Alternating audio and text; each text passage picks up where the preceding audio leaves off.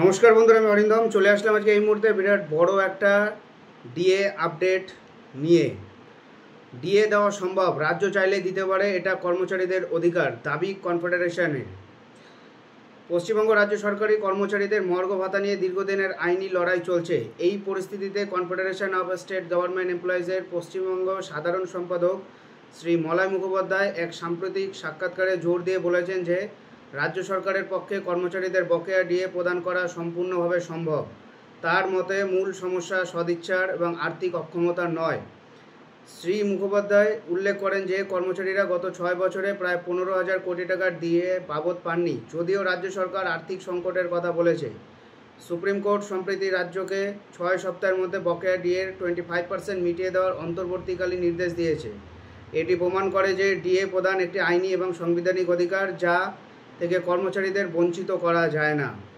DA দেওয়ার বাস্তবসম্মত পথ রয়েছে। রাজ্য সরকারের আর্থিক অক্ষমতার যুক্তির জবাবে শ্রী মুখোপাধ্যায় ও তার সংগঠন জোরালোভাবে পাল্টা যুক্তি দিয়েছেন। ডিএ দেওয়া সম্ভব।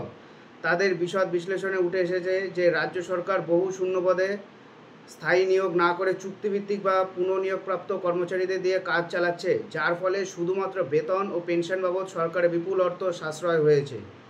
শ্রী মুখোপাধ্যায় দাবি, এই সাশ্রয় হওয়া অর্থ, যা গত 6 বছর আনুমানিক 15,000 কোটি টাকার কাছাকাছি, তা দিয়ে কর্মচারীদের বকেয়া ডিএ স্বচ্ছন্দে মিটিয়ে দেওয়া যেত।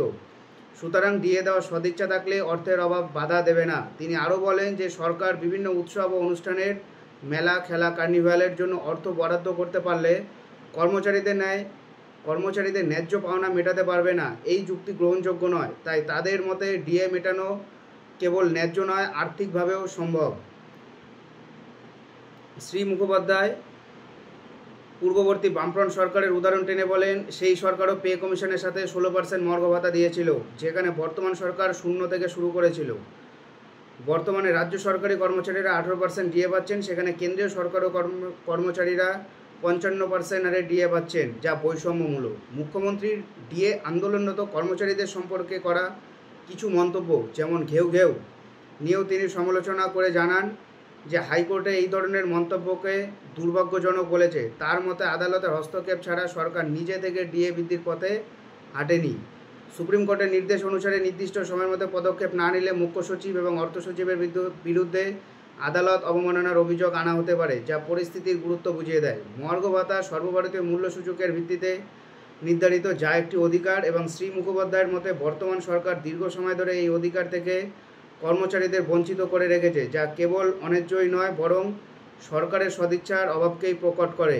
সব মিলিয়ে শ্রী মলয় মুখোপাধ্যায়ের মন্তব্য অনুযায়ী রাজ্য সরকারি কর্মচারীদের বকেয়া ডিএ প্রদান শুধু আইনি বাধ্যবাধকতাই নয়, রাজ্য সরকারের সদিচ্ছা থাকলে তা আর্থিকভাবে সম্পূর্ণরূপে সম্ভব। কর্মচারীরা এখন সুপ্রিম কোর্টের চূড়ান্ত রায়ের দিকে তাকিয়ে এই বিশ্বাস নিয়ে যে তাদের দীর্ঘদিনের লড়াই সফল হবে। 25% মিটিয়ে দেওয়ার নির্দেশের পরে তারা আরও আত্মবিশ্বাসী যে তাদের প্রাপ্য ডিএ তারা পাবেন এবং ডিএ দেওয়া সম্ভব। সো এটাই হলো আজকের আপডেট। এরকম আপডেট পাওয়ার জন্য চ্যানেলটা সাবস্ক্রাইব করে আমাদের পাশে থাকুন। দেখা হচ্ছে পরের ভিডিওতে। ভালো থাকবেন সবাই। নমস্কার। জয় হিন্দ। বন্দে মাতরম।